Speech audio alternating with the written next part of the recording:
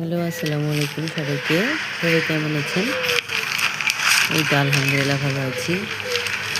কি একটা অবস্থা সবার সাথে শেয়ার করতে আসলাম। এত সুন্দর অনলাইনে অ্যাডভার্টাইজ করে, অ্যাড দেয়, প্যাকেজিং, ফটো, এত সুন্দর, সুন্দর কথা বলে। তো এই পারফিউমের অ্যাডটা দেখে খুব লোভ সামলাতে পারিনি যে ঠিক আছে দেখি হাসব্যান্ডকে একটা কিছু গিফট দেই এবারের ঈদে ছোটোখাটো। তো চট করে বেশি একটা ঘাটাঘাটি না করে রিভিউ দেখলাম, অনেকে রিভিউ দিয়েছে খুব ভালো ভালো। তো চট করেই অর্ডার করলাম। অনলাইনে এত বিজনেস করে, এত মানুষ বিজনেস করে, অবশ্যই কিছু না কিছু হলেও তো মিনিমাম লাখখানেক টাকাও তো ইনভেস্ট করে, তাই না? কিন্তু তারা টাকা পয়সা ইনভেস্ট করেও এত অ্যাড ট্যাড দিয়ে বুস্ট করে, এত পাবলিসিটি করে, তারপরে ধোঁকাবাজি কীভাবে করে, মানুষকে ঠকায়, প্রতারণা করে, ধোঁকা দিয়ে আবার বিজনেসটা সেটা রানিং কীভাবে রাখে আমি বুঝতে পারি না। মানুষকে বোকা বানানোর কি দরকার? আচ্ছা ঠিক আছে, তোরাও ঠিকমতো অনলাইনে বিজনেস কর। আমাদের যাদের মার্কেটে যেতে, শপিংয়ে গিয়ে কেনাকাটা করতে যাতে সমস্যা, সময়ের স্বল্পতা, সময় পাই না, সবাই ব্যস্ত, তো সেক্ষেত্রে তাদেরও সুবিধা হয় যে ভালো একটা কোয়ালিটিফুল একটা বিশ্বাস বিশ্বস্ত একটা জিনিস পাওয়া যায় ছবির মতো দেখেই। ভালো, ওদের ভালো ভালো কথা শুনে ভরসা করেই মানুষ তো অর্ডার করে, তাই না? হোক না আমার এটা বেশি একটা দাম না, কিন্তু তারপরেও অন্যান্য মানুষরা তো হাজার হাজার টাকার শপিংও করে অনলাইনে।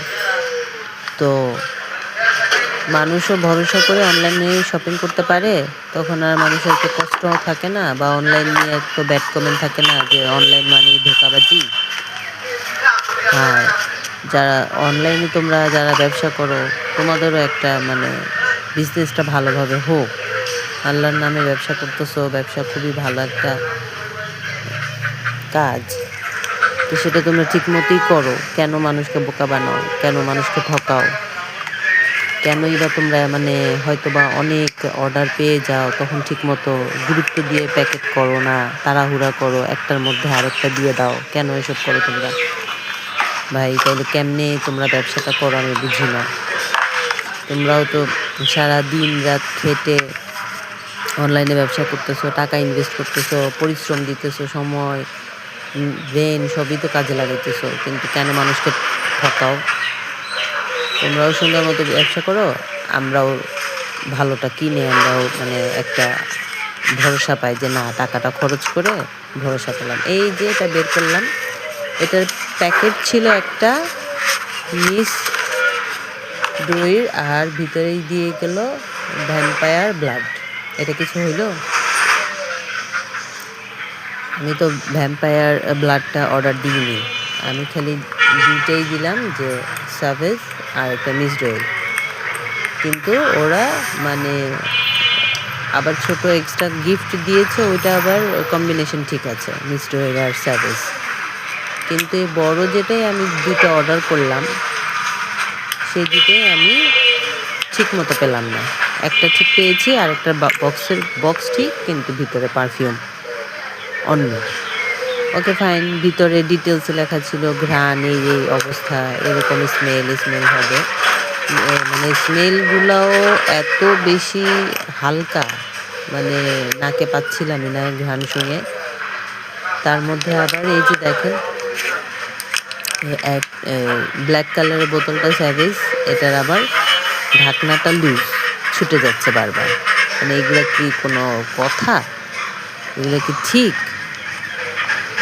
হোক সেটা দামি বা কম দামি পণ্য, মানুষ তো একটা শখ করে অর্ডার দেয় কোনো একটা স্পেশাল মানুষকে, হয় কোনো বয়ফ্রেন্ডকে বা গার্লফ্রেন্ডকে বা হাজব্যান্ডকে বা ওয়াইফকে বা কোনো ভাই বোন বা আত্মীয় স্বজন, ফ্রেন্ড, যে কাউকে উদ্দেশ্য করে একটা শখ করে সুন্দর মতো একটা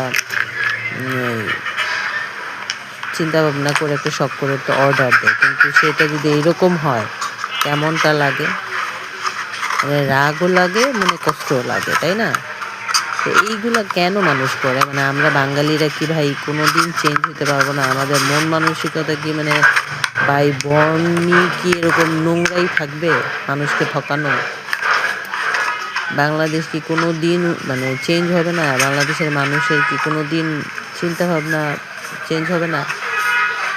এগুলো কি ধরনের মানে কাজ আমার মানে ভালো লাগতেছে না। খুবই বিশ্রী। এই যে প্যাকেট হচ্ছে মিক্সড হয়ে আর ভিতরে হচ্ছে ভ্যাম্পায়ার। এটা কিছু হইলো? যদিও অনলাইনের উপর ভরসা করতে ইচ্ছা করে না, কিন্তু মাঝে, মাঝে আবার একটু শখ লাগে যে দেখি এটা মনে হয় ভালো হবে। কিন্তু আল্টিমেটলি সবই এক। ওকে, এই মনের কষ্ট